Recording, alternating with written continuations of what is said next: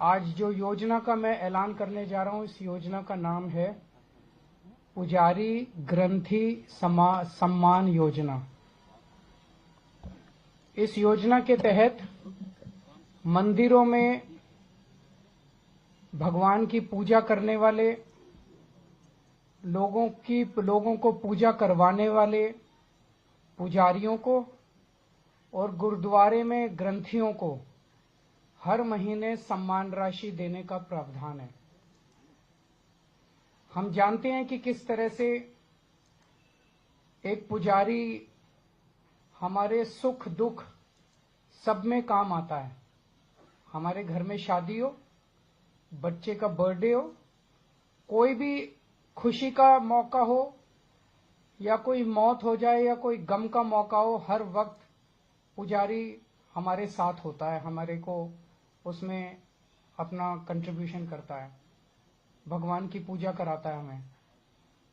ये वो तबका है जिसने सदियों सदियों से हमारी परंपराओं, हमारे रीति रिवाजों, इसको पीढ़ी दर पीढ़ी, एक तरह से जो गुरु शिष्य परंपरा पीढ़ी दर पीढ़ी इसने आगे बढ़ाया, हमारे संस्कारों को, हमारी रीति रिवाजों को, हमारे परंपराओं को। लेकिन इसने कभी भी अपने परिवार की तरफ ध्यान नहीं दिया और कभी भी हम लोगों ने इनकी तरफ ध्यान नहीं दिया। हम मंदिर जाते हैं, पूजा करते हैं, लेकिन कभी भी इनकी तरफ हमने ध्यान नहीं दिया। आज इस योजना के जरिए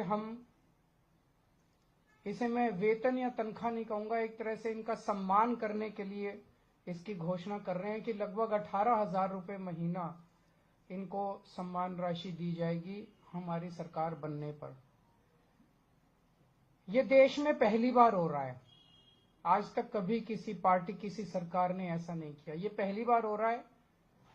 जैसे दिल्ली में हमने कई काम पहली बार किए, स्कूल अच्छे किए, पहली बार किए, अस्पताल अच्छे किए, पहली बार किए, महिलाओं के लिए बस यात्रा फ्री करी, पहली बार करी।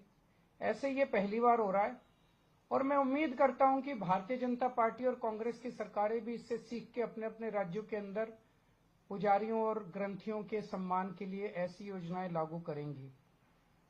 इस योजना का कल से रजिस्ट्रेशन चालू होगा।